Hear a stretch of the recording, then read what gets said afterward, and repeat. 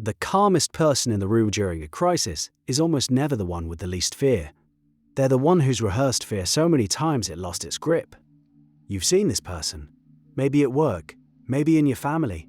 Everyone's spiraling, voices rising, and they just settle, like gravity got stronger around them. You assumed they were wired differently. By the end of this, you'll understand exactly how that composure was built, and how to build it yourself. Think about what happens in your body when bad news lands. The chest tightens, breathing gets shallow, your hands feel slightly electric, like they belong to someone else. That physical cascade happens before any conscious thought forms. Your body decides you're in danger roughly half a second before your mind catches up. And in that half-second gap, most people lose the entire game. Because here's what happens next. The body's alarm triggers a thought. The thought amplifies the alarm triggers a worse thought. Within about 90 seconds, you're 3 emergencies deep into a situation that might only be one. The calm person in the room has learned to interrupt that loop, right there, in the gap between the body's first signal and the mind's first story. So how do they do it? The US military spent decades trying to answer that question. In the 1980s, researchers studying Navy pilots noticed something odd during carrier landings, one of the most dangerous routine tasks in aviation. The pilots who performed best under pressure shared a pattern. Their heart rates spiked just like everyone else's. Their stress hormones surged identically. The physiological fear response was the same. The difference showed up in what happened next. The skilled pilot's recovery time was dramatically shorter. They spiked, then returned to baseline, while other pilots were still climbing. The researchers called this stress inoculation. The pilots had been exposed to controlled doses of intense stress so many times that their nervous systems had learned to treat the spike as information rather than emergency. The alarm still rang. They just stopped running from it.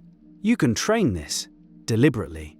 Dr. Jocko Willink, a retired Navy SEAL commander, describes the mechanism in blunt terms. When SEAL candidates go through Hell Week, 5.5 days of continuous physical punishment with almost no sleep, the ones who quit are often the strongest athletes.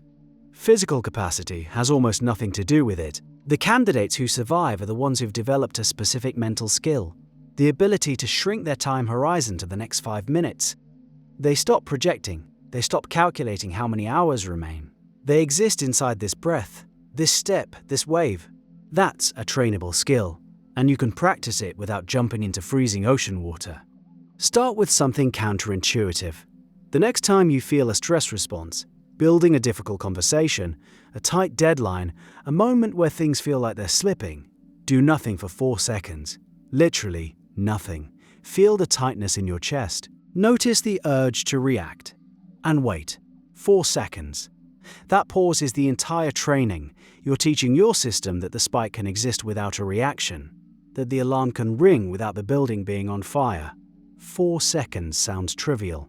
It changes everything. A study at the University of Wisconsin tracked people who practiced this kind of deliberate pause. Just 6 weeks of structured stress exposure exercises combined with controlled breathing techniques.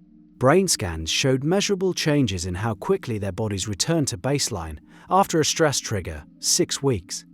The calm you admire in others is roughly 42 days of consistent practice away from where you're sitting right now. But the pause is only the first layer. The deeper skill is reappraisal, the ability to change what the stress means to you while you're inside it. Picture 2 people stuck in traffic, about to miss an important meeting. One is gripping the steering wheel, jaw clenched, running catastrophic scenarios. They'll lose the client. Their boss will notice. This is the beginning of something bad. The other person is in the same traffic, same meeting, same stakes. Their internal monologue sounds different. This is uncomfortable, and I'll handle whatever comes from it. I've handled worse. Same traffic, same body.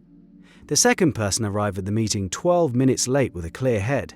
The first arrived with the same 12-minute delay and a cortisol hangover that clouded their thinking for the next 2 hours. The difference was authored entirely between their own ears. Reappraisal works because your body takes cues from the story your mind tells about what's happening. When the story is, "This is catastrophic," the body escalates. When the story is, "This is difficult and I'm equipped for it," the body cooperates. You can change the story mid-crisis. Most people assume the story is automatic, a fixed response to the situation. Trained calm means understanding you're the narrator and the draft can be revised in real time. There's a catch though. You can't reappraise your way through something you've never faced before. The skill depends on a library of reference experiences, past moments where things went wrong, and you survived them. Each survival adds a data point. Over time, your system starts pattern matching. I felt this before. I'm still here. The more data points you have, the faster the recognition, the quicker the calm. This is why people who've been through genuine hardship often display a composure that seems almost eerie.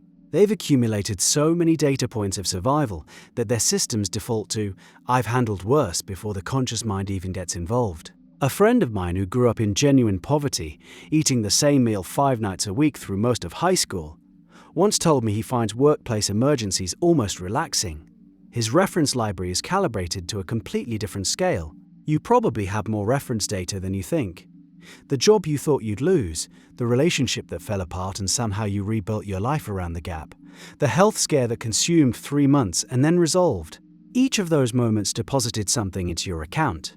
The problem is that most people never consciously access those deposits. They sit in memory as painful events rather than evidence of capacity. Try this. Write down 3 moments from the last 5 years where you were certain things wouldn't work out, and they either did or you adapted to the version that didn't. Keep that list somewhere visible. You're building a reference card for your own resilience. The next time a crisis hits, your system will have something concrete to pattern match against, instead of defaulting to the catastrophic projection that stress loves to generate. There's one more layer, and it's the one most people skip. Calming crisis requires physical foundation. Sleep-deprived people show stress responses roughly twice as intense as rested people facing identical situations. Chronically dehydrated people have measurably higher baseline anxiety. Your body's ability to regulate itself under pressure depends on resources, and most people are running a crisis response system on a budget that would embarrass a small-town fire department. This matters because willpower-based calm, the kind where you grit your teeth and force composure, burns out fast. The people who stay calm in sustained crises, the ones who are still clear-headed on day 3 of a problem, have built their regulation capacity on physical infrastructure. Sleep, movement, hydration. Boring, unsexy, and absolutely load-bearing. Critics will point out that some people face crises so frequent and so structural, poverty, systemic discrimination, chronic illness, that train your calm sounds like advice from someone who's never missed a meal. They're right to push back. Stress inoculation research was conducted primarily on healthy, well-resourced populations. When the crisis is your baseline, the system is already running hot before any new emergency arrives. Acknowledging this matters. The techniques still help. Even small reductions in reactivity compound over time, but they work best as one tool among many, including changing the structural conditions where possible, seeking support, and refusing to carry the full weight alone. For the rest of the situations you face, the career setbacks, the difficult conversations, the moments where everything feels like it's coming apart, calm is a skill with a specific training protocol. Pause before reacting. Shrink your time horizon. Reappraise the story you're telling yourself. Build your reference library of past survivals. Invest in the physical foundation that makes regulation possible. None of this requires you to be fearless. Fear still shows up. The spike still hits. You'll still feel that electric tightness in your hands when bad news arrives. The difference is what happens in the next 4 seconds. And those 4 seconds belong to whoever trains for them.